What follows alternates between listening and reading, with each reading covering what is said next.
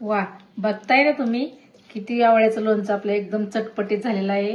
बघताच तोंडाला पाणी सुटते असं लोणचं झालेलं आहे आपल्या या आवळ्याचं. नमस्कार, तुम्हा सगळ्यांचं पुन्हा एकदा जवान किचन मध्ये स्वागत आहे. तर आज आपण आवळ्याचं लोणचं बनवणार आहोत. आता सीजन आहे तर होता होईल तेवढ्या आपण आवळ्याच्या रेसिपी बनवून ठेवायच्या. तर आता मी ही रेसिपी लागणारं साहित्य तुम्हाला दाखवत आहे. तर हे बघा, मी ही 2 किलो आवळे घेतलेले आहेत. बघू शकता काय हिरवेगार असे टोकरे टोकरे आवळे आहेत. बघा, मी आता ही मोहरीची डाळ पाव किलो घेतलेली आहे. मीठ पाव किलो घेतलेला आहे. 150 ग्राम मी मसाला घेतलेला आहे, पण 50 ग्राम माझा घरचा मसाला आहे आणि काश्मीरी पावडर आहे 100 ग्राम. आणि हे 100 ग्राम बडीशेप आहे, 50 ग्राम मेथी आहे आणि 50 ग्राम हळद आहे. तर ही 2 किलोच्या हिशोबाने ही एवढं साहित्य बरोबर आहे. तुम्ही तुमच्या आवडीनुसार कमी जास्त करू शकता. आवळ्याच्या लोणच्यामध्ये मी 1 किलो राईचं तेल घालणार आहे. चला तर आता आपण चांगले स्वच्छ पाण्याने हे आवळे सगळे धुवून घ्यायचे. तर हे आवळे ना आता चांगले स्वच्छ असं धुवून घ्यायचं, कारण आपलं लोणचं खराब वगैरे होणार नाही. कारण हे आपण बाजारात आणतो ना तर मग खाली पडतं, ह्याला माती वगैरे लागते, धूळ वगैरे लागते. तर मग हे असं चांगलं स्वच्छ धुवून घ्यायचं. एक स्वच्छ कपडा घेतलेला आहे, धुतलेला आहे. तर आता ह्याच्यावरती आपल्याला आवळे टाकायचे. आवळे चांगले असे स्वच्छ पुसून घ्यायचे, सगळे कोरडे करून घ्यायचे. अजिबात ह्याच्यामध्ये पाणी वगैरे राहिले नाही पाहिजे. तर हे बघा, असे चांगले असे स्वच्छ कपड्याने असे सगळे पुसून घ्यायचे. हे बघा, चांगले कोरडे करून घ्यायचे. हे बघा, अजिबात पाणी राहिलं नाही पाहिजे. पाणी जर राहिलं तर मग आपलं लोणचं खराब होतं. त्यामुळं चांगलं असं कोरडं करून घ्यायचं, चांगलं पुसून घ्यायचं. तेव्हा असा कॉटनचा एक कपडा घ्यायचा आणि त्याने अशी सगळे आवळे पुसून घ्यायचे. चला तर मग आता आपण हे आवळ्याच्या फोडी करून घेऊ. आता तर आपल्याला ह्याच्यावरतीच असं सुरी मारायची रेषेवरती. तर बघा, आता हे शिरावरतीच आता असं चाकूने कापून घ्यायचे. तर मग असं थोडंसं फ्रेश केलं की मग फोडी आपोआप निघतात. तर ज्या शिरा आहे त्याच्यावरती आपण चाकू असं करून सगळ्या शिरांवरती असं कापून घेतलेलं आहे. तर आता थोडंसं आपल्याला असं करायचं. पहिले अगोदर एक फोड काढायची, नंतर मग इजीने निघतं ते. आता हे निघलेलं आहे. तर आता आपण दुसरी बघू शकतो. बघा, आता हे दुसरी पण हे बघा, एक फोड काढली की सगळ्या छान अशा निघतात. चला तर मग आता सगळ्या आपण अशाच फोडी करून घेऊया.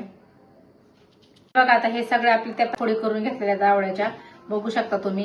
हे बघा, एवढ्या झालेल्या 2 किलो आवळ्याच्या फोडी एवढ्या झालेल्या आहेत. अशा म्हणजे त्याला अशा शिरा दिसतात ना, त्याच्यावरती सुरी मारली की बरोबर एकदम परफेक्ट अशा फोडी होत्यात. तर हे सगळ्या अशा 2 किलोच्या एवढ्या फोडी झाल्यात, बघू शकता तुम्ही. तर आता ह्याला लागणारं साहित्य बघा, तुम्हाला तर दाखवलेलंच आहे. तर आता आपण ना तेल गरम करायला ठेवू. हे बघा, मी आता 1 लिटर तेल घेतलेलं आहे राईचं. मग आता आपल्याला हे सगळं आपण बाकीची तयारी करेपर्यंत आपण तेल गरम करायला ठेवू, कारण हे आपल्याला थंड झाल्याच्या नंतर वतायचं असतं. तर अगोदर आपण हे तेल गरम करून घेऊया. चांगलं कडकडीत असं गरम करून घ्यायचं आणि मग थंड व्हायला त्याला अर्धा तास लागणारच की, म्हणून आपण अगोदर ही तेल गरम करून घेत आहे. तर आता आपल्याला हे चांगलं तेल गरम करायचं, कच्चं अजिबात घालायचं नाही. मग राईचं तेल आहे ना, त्यामुळे चांगलं आपल्याला कडकडून असं गरम करून घ्यायचं. थोडंसं कोमट झाल्याच्या नंतर त्याच्यामध्ये मसाला टाकायचा आणि मसाला परतून घ्यायचा. तुम्हाला पुढे दाखवेलच. चला तर आता आपल्याला मेथी आणि बडीशेप भाजून घ्यायची. तर आता या आंबळ अशी मेथी भाजून घ्यायची आणि भाजून घेतल्याच्या नंतर थोडीशी आंबळ भाजलेली जरा थोडी अशी जाडसर वाटायची, जास्त बारीक नाही, म्हणजे असं आबाडधोबड वाटून घ्यायची. तर आता आपली मेथी बघू शकता तुम्ही भाजून झालेली आहे. तर आता लालसर झालेली आहे, हे बघा लाल अशी झालेली आहे.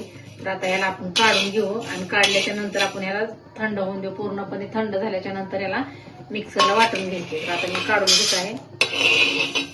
चला तर त्याच प्रकारे आपण बडीशेप पण भाजून घेऊ. आता बडीशेप पण आपल्याला तशीच थोडीशी भाजून घ्यायची, जास्त भाजून घ्यायची नाही, आंबळ थोडीशी भाजून घ्यायची. हे बघा, बडीशेपचा पण असा कलर चेंज होतो भाजल्याच्या नंतर. तर हे बघा, आता आपली बडीशेप पण भाजलेली आहे, बघू शकता तुम्ही. कलर पण असा बडीशेपीचा चेंज झालेला आहे. तर आता आपण गॅस बंद करून घेऊया आणि ह्याला पण अशी पूर्णपणे थंड होऊन देऊ. आणि थंड झाली का नाही की आपण ह्याला मिक्सर मधनं अशी आबडधोबड जरासं वाटून घेऊया, कारण लोणच्यात टाकायला असं आबडधोबडच मसाले वाटायचे असतात, म्हणजे लोणचं आपलं छान होतं. तर हे बघा, आता मेथी आपली थंड झालेली आहे पूर्णपणे. तर आता आपण मिक्सरच्या भांड्यामध्ये वाटून घेऊया. ते मिक्सरच्या भांड्यामध्ये अशी आबडधोबड वाटून घेऊया आणि ह्याच्यानंतर आपण बडीशेप वाटून घेऊया. तर हे बघा, आपल्याला अशा प्रकारे मेथी बारीक करून घ्यायची, बारीक म्हणजे अशी आबडधोबड करून घ्यायची. तर आता आपली मेथी बारीक झालेली आहे. तर आपण आता ह्याला काढून घेऊया. तर आता हे त्याच प्रकारे आपण बडीशेप पण अशी जरासं जाडसर वाटून घेऊया. पूर्णपणे आपली बडीशेप पण आता थंड झालेली आहे बघा. तर आता आपण ह्याला अशी आबडधोबड वाटून घेऊया. तर आता हे बघा आपली बडीशेप पण वाटून झालेली आहे, बघू शकता. हे बघा अशा प्रकारे मी बडीशेप वाटून घेतलेली आहे. तर आता आपण ह्याला काढून घेऊया. तर आता आपल्याला लोणच्याला कसं असं जरा आबडधोबडच वाटून घ्यायचं, म्हणजे आपलं लोणचं कसं छान होतं. हे बघा आता आपलं तेल गरम करायला ठेवलेलं असं बऱ्यापैकी थंड झालेलं आहे, पण एवढं पण थंड करायचं नाही. गरम असला की करपल्या जातो आणि थंड असल्यावर मसाला परतला जात नाही. मग आपल्याला अंदाज येतो त्या प्रकारे गरम करून हे थंड करायचं. गरम केल्याच्या नंतर, थंड झाल्याच्या नंतर सुद्धा मसाला परतला पाहिजे असं ह्याला गरम करायचं. म्हणजे गरम आहे तोपर्यंत मसाला टाकायचा, कारण आपला मसाला याच्यामध्ये परतला गेला पाहिजे. चला तर आता आपण ह्या तेलामध्ये मसाले टाकून घेऊया. पहिल्यांदा अगोदर मी ही डाळ टाकत आहे मोहरीची.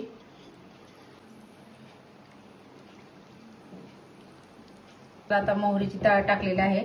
बघू शकता तुम्ही की असं बबल येते थोडे थोडे, जास्त कडक नाही तेल. तर असे तेल गरम झालं की आपलं हे टाकायचं, नाहीतर मग थंड होईपर्यंत आपली करपला जातो मसाला. तर आता ह्याच्यामध्ये आपण मेथ्या टाकून घेऊ. आता ही बडीशेप टाकून घेऊ, धना पावडर, मिरची पावडर. तर आता आपण ह्याला ना सगळे असं मिक्स करून घेऊ. सगळा मसाला ह्याच्यामध्ये मिक्स झाला पाहिजे तेलामध्ये. तर आता ह्याच्यामध्ये आपण हळद टाकून घेऊया. त्यानंतर आपण मीठ पण टाकून घेऊ आता ह्याच्यामध्ये. तर आता सगळं आपण ह्याला असं हलवून घेऊ, म्हणजे आपल्या मसाल्याच्या गाठी वगैरे होणार नाहीत. हे असं हळद वगैरे असं होतं ना तेलामध्ये टाकल्याच्या नंतर अशा गाठी वगैरे येतात, सगळ्या अशा फोडून एकजीव करून सगळा आपला मसाला असा एकत्र करून घ्यायचा.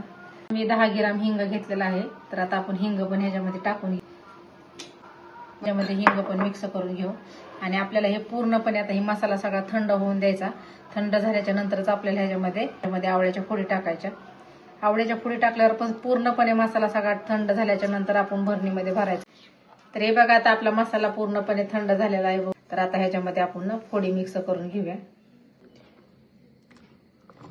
हे बघा सगळे आपण ह्याच्यामध्ये आता फोडी टाकून घेऊया.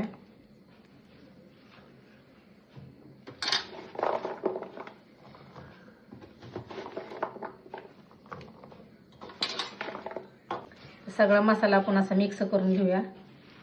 हे बघा चांगला असा मसाला मिक्स करून घेऊया.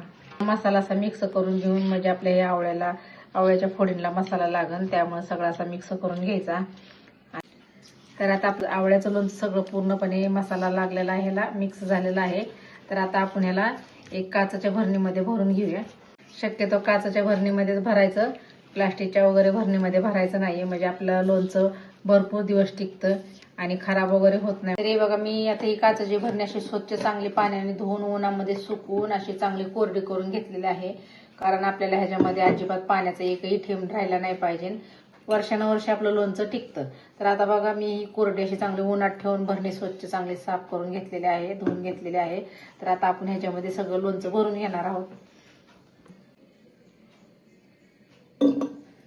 तर आता आपण हे लोणचं सगळं काचेच्या भरणीमध्ये सगळं टाकून घेऊया आणि ह्याला असं एक 15 दिवस किंवा 1 महिना तर लागतोच मुरायला. एकदम मुरल्यावर असं एकदम छान लागतं आणि एकदम टेस्टी लागतं.